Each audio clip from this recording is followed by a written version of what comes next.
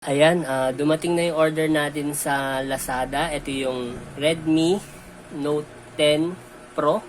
Ito yung limited edition o yung special edition ng Xiaomi. At ito, may kasama siyang Mi Bunny nung sinelebrate itong Mi Fan festival ng Xiaomi. So tara, unbox na natin to. Let's go!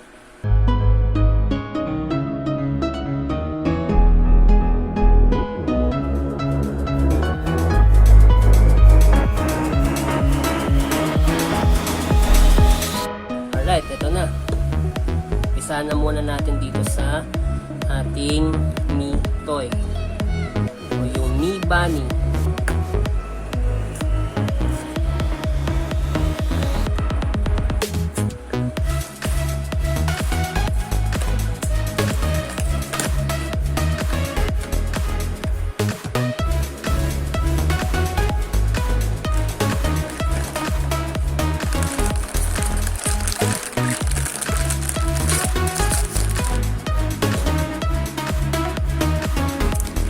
Kung anong itsura nito.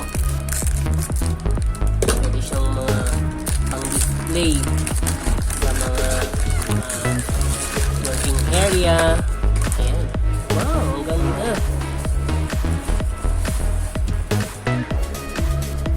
Napakaganda niya. At ito pa, isang bag niya. Okay. Side na muna natin to at pumunta tayo dito. Okay, so ito yung special edition ng Xiaomi, yung Redmi Note 10 Pro. At ito, yung nakuha nating kulay ay yung gradient bronze. Ito yung special edition na Welcome to Mars. Kabog, diba? So, tara!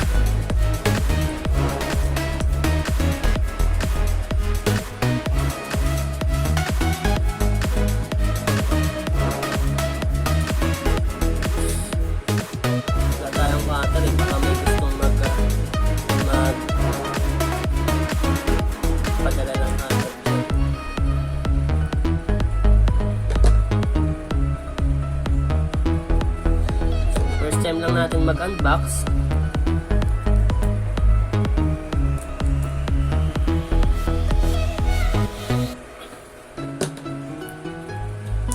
Piece na plastic to. Ayan. Tingnan natin mga kahapit.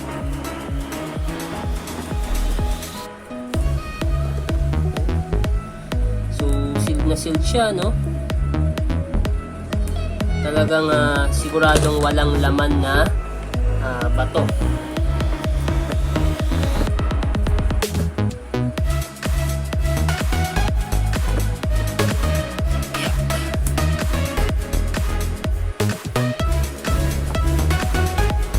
Okay. So, bukod dun sa Mi Bunny, bukod dito, merong isa pang yung sticker. Pwede nyong ilagay sa phone, sa case, at sa laptop. Napaka-cute, no?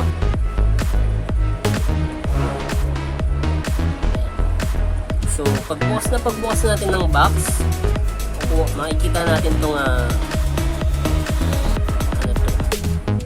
siguro ito yung mga documentation. Ito yung SIM ejector pin or yung tool, and then documents key at yung jelly case natin. Ito yung kanyang jelly case. Ganda, no? Hindi siya smudge magnet, wala yung fingerprint ng kamay ko. Ganda. So, ito na mismo yung phone. So, salamat at hindi siya bato. Ganda, oh. Kulay bronze. gabay niya to sa ano yung paglapag ng Perseverance, 'di ba, sa yung rover sa Mars.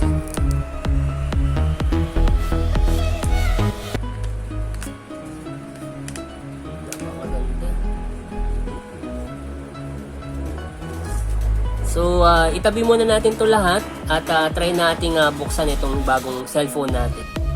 So, dito sa box ay hindi pala natin napakita kanina. Ito yung kanyang charger.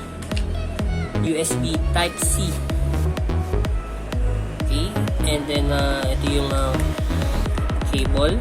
Ito naman yung kanyang charging brick na may 33 watts 33 watts fast charging. So, dito ay parang 0 to 100 ay makaka-full charge na sa loob lang ng isang oras. Napakaganda. So, ito yung mismong phone. Ang nakuha nating variant pala dito, by the way, yung meron tayo dito ay yung 8 gig of RAM at 128 of internal storage. So, itong phone, itong Redmi Note 10 Pro ay merong 6.27 display, AMOLED display. At ayan, tignan natin. Essential na makaka-happen first time ko lang mag-unbox ng phone at hindi pa ako ganun kay bihasa sa mga features. So, yung camera niya ay merong 108 megapixel, tapos 8 MP na ultra wide, at itong dalawang ito, yung nakikita nyo dito ay 5 megapixel macro camera at yung 2 megapixel na depth sensor. Sa taas, makikita natin yung kanyang audio jack, speaker grills, at yung IR blaster. Ito yung sa mga remote. Okay, kung gusto nyo magkaroon ng hassle-free, so dito na lang kayo magpipindot sa inyong TV. At ito yung microphone. Sa baba naman, meron siyang ito yung USB charging pin ba tawag dyan, I'm not sure. Ito yung microphone at dalawa yung kanyang speaker. Sa gilid, ito yung volume rocker. At ito naman yung power. At the same time, ito yung lock-unlock button. Fingerprint na yan. Ayan. So, sabi dito, mag-scan daw ng QR code.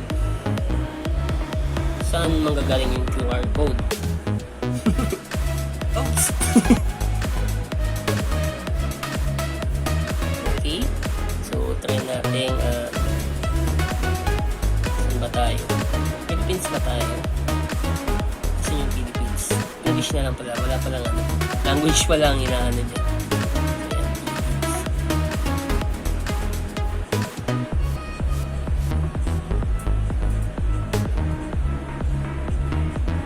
Okay. So, yan. Skip the step. Check again. Okay. So, connect tayo sa Wi-Fi namin.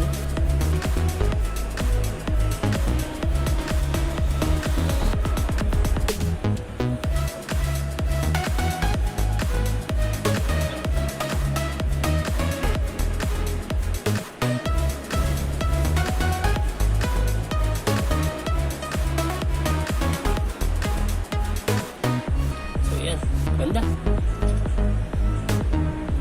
Ang kanyang selfie dito, ito yung feeling ko parang ito na yata yung pinakamaliit. Ito yung punch hole selfie camera na may 16 megapixel.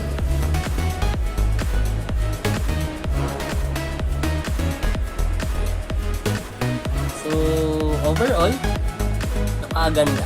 So, ito muna yung ating unboxing at impression dito sa phone na to. So, yun na muna, pansamantala. At maraming salamat sa panonood.